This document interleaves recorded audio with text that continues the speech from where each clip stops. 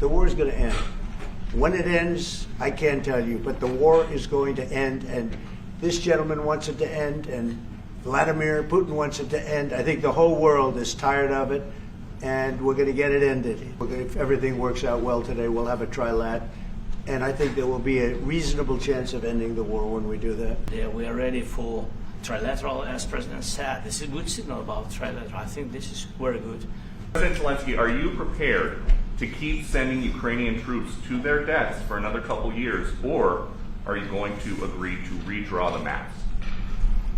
Thank you for your question. So, first of all, we live under each day attacks. That today have been a lot of attacks and a lot of wounded people, and the child was dead, small one year and a half.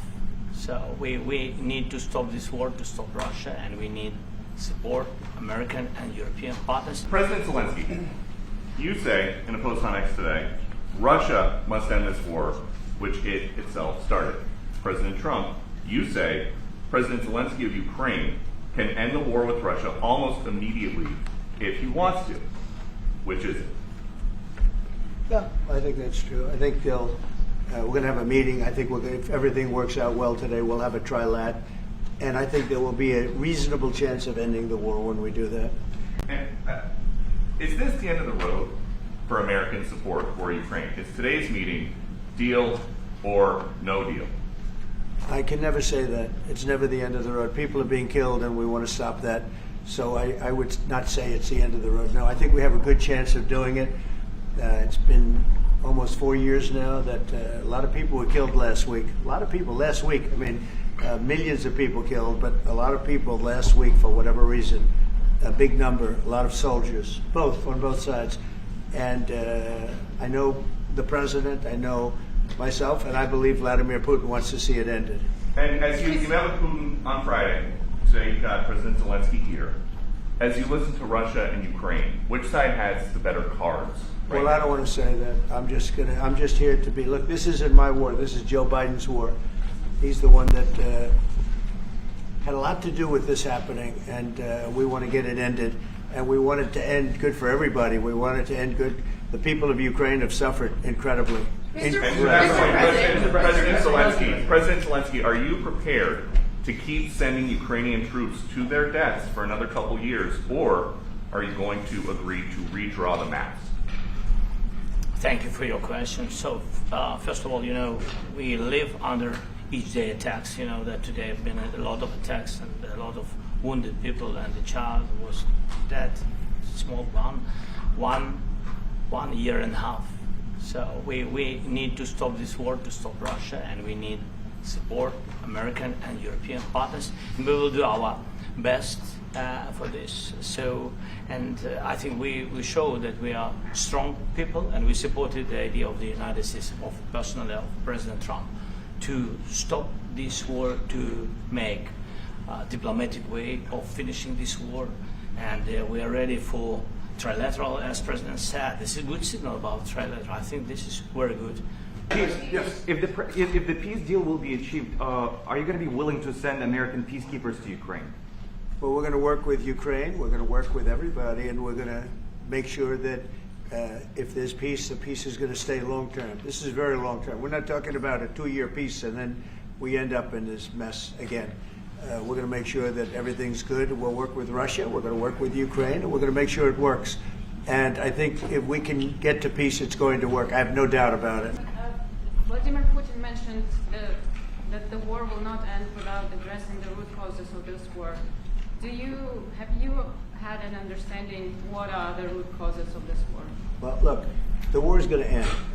When it ends, I can't tell you, but the war is going to end, and this gentleman wants it to end, and Vladimir Putin wants it to end. I think the whole world is tired of it, and we're going to get it ended. Mr. President, last week you warned of what you called severe consequences if a 30-day ceasefire or any type of ceasefire were not agreed to by Russia. Will there be severe consequences? Does that change because of I don't think you need a ceasefire.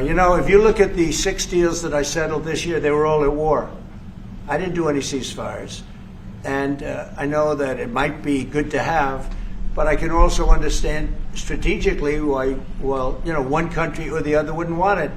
You have a ceasefire and they rebuild and rebuild and rebuild, and maybe they don't want that.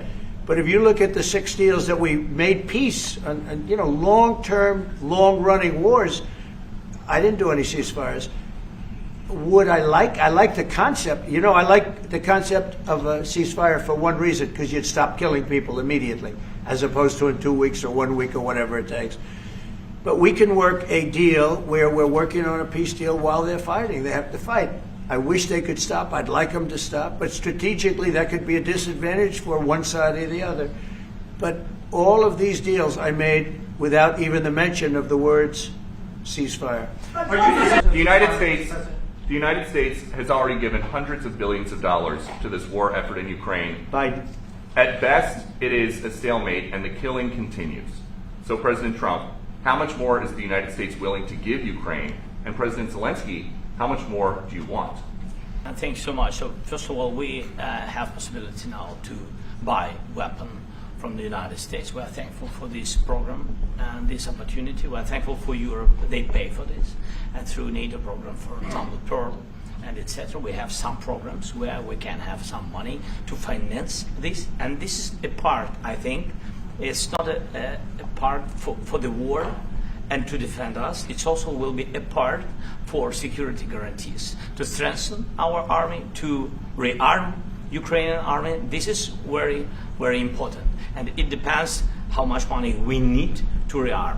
For example, the question of air defense, we spoke about it with President Trump, and I'm happy that we have now bilateral decisions and we work on it with production, American production. Nobody in Europe has so many air defense like Patriots, for example. We need it very much, and this is also about defending. Was there any aspect of your discussion with Vladimir Putin that left you disappointed? Look, I was just telling the president, I just spoke to President Putin indirectly, and we're going to have a phone call right after these meetings today. And we may or may not have a trilat. If we don't have a trilat, then the fighting continues. And if we do, we have a good chance. I think if we have a trilat, there's a good chance of maybe ending it. But he's expecting my call when we're finished with this meeting. Thank you very much, everybody. President Zelensky, you look fabulous in that suit. 时隔约半年，乌克兰总统泽伦斯基再访白宫，终于穿上正式西装，成为全场焦点。I said the same thing. Yeah, looks good. I said the one that attacked you last time. See, now I remember. 美国总统川普甚至现场指认，今年2月在白宫公开吐槽泽伦斯基穿着的那位记者，泽伦斯基则机智回应，逗得全场大笑。President Zelensky. In the same suit. You see, I changed. You are not. 要知道，自俄乌战争开打后，泽伦斯基几乎把西装束之高阁，改穿军绿色 T 恤或其他休闲服装，象征与前线士兵站在一起。只是今年2月，他造访白宫时过于随性的打扮，引发媒体质疑。当时泽伦斯基回应，战争一天不结束，他就不会换掉战斗服。没想到才过半年，他就选择妥协，换上正装，显然是为了避免争议，也展现出外交场合的高 EQ。